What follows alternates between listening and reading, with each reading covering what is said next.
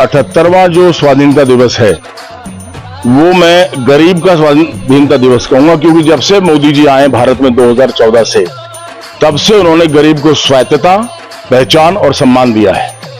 तो 78वां जो स्वाधीनता दिवस है वो भारत में गरीब स्वाधीनता दिवस के रूप में मैं उसको कहना चाहूंगा। रही बात जो तिरंगा यात्रा हम लोग निकालते हैं, तिरंगा यात्रा देखिए राष्ट्रीयता का प्रतीक है और हमारे युवा राष्ट्रीयता की भावना से सराबोर हों, इसलिए भारतीय जनता पार्टी तिरंगा यात्रा प्रतिवर्ष स्वाधीनता दिवस पर निकालती आई है। और अब जब मोदी जी हैं, मोदी जी की इच्छा है कि भारतवर्ष का युवा मजबूत हो, जिससे मजबूत भारत बन सके और विश्व गुरु की जो पदवी है उस पर भारत पहुंच सके।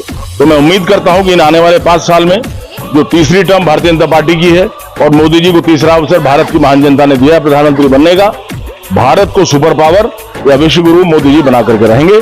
और मेरी ओर से असंख्य शुभकामनाएं इस ओर हैं। सरकार के द्वारा क्या कहना चाहेंगे, अपनी आह्वान करेंगे लोगों को? देखिए, भारतीय जनता पार्टी की रीति नीति के अनुसार मेरे विधानसभा क्षेत्र में भी हर गली मोहल्ले में और भारतीय जनता पार्टी के जितने कार्यकर्ता हैं वो अपने घर में भी और औरों के घर में भी तिरंगा झंडा लगवाएंगे, जिससे राष्ट्रीयता की भावना का संचार हो और राष्ट्र प्रेम एक ऐसा एक धर्म की भांति हमारे अंदर पैदा हो जाए और राष्ट्र प्रेम की भावना को संचारित करने के लिए हम तिरंगा घर घर लहरवाएंगे।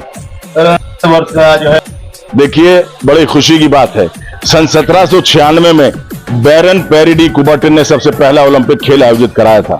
आज 2024 में ये जो ओलंपिक आप देख रहे हैं पेरिस में हो रहा है और इसमें 2 ब्रॉन्ज मेडल मनु भाकर हमारी बेटी लेकर के आई हैं और जसपाल राणा जो उत्तराखंड के हैं, खुद अंतर्राष्ट्रीय शूटर रहे हैं, नारायण सिंह राणा जी के पुत्र, वो उनके कोच हैं।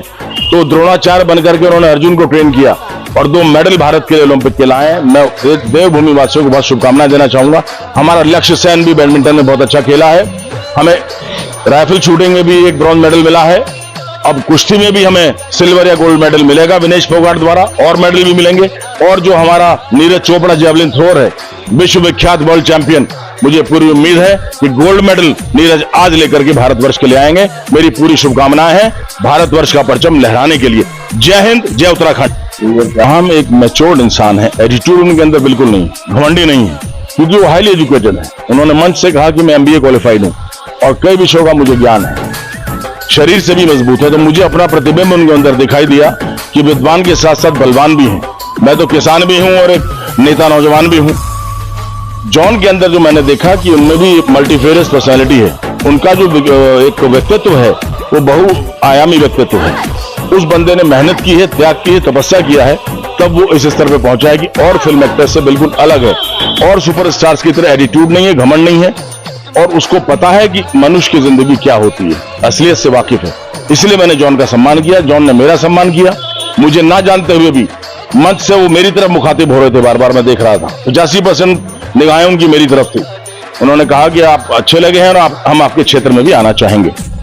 चेम्बर साहब, एक जनप्रतिनिधि होने के साथ साथ आप किसान पुत्र भी हैं। इस बार जो बजट आया उसको लेकर क्या कहना चाहेंगे? देखिए, MSP से लेकर के जितनी चीजें आप देखें, हमारी चाहे खरीफ हो, चाहे रबी हो, चाहे कैश क्रॉप्स हो, हर जगह हमारी सरकार ने किसान का पूरा ध्यान रखा, अन्नदाता का ध्यान रखा है। अभी अभी तो आया है, देखिए अब नवजात शिशु के बारे में क्या कहें। शिशु जब किशोर बनेगा, युवा बनेगा, 3 से 4 महीने बाद आपको हमारे नए बजट का पूरा प्रभाव किसानों के हित में देखने को मिलेगा।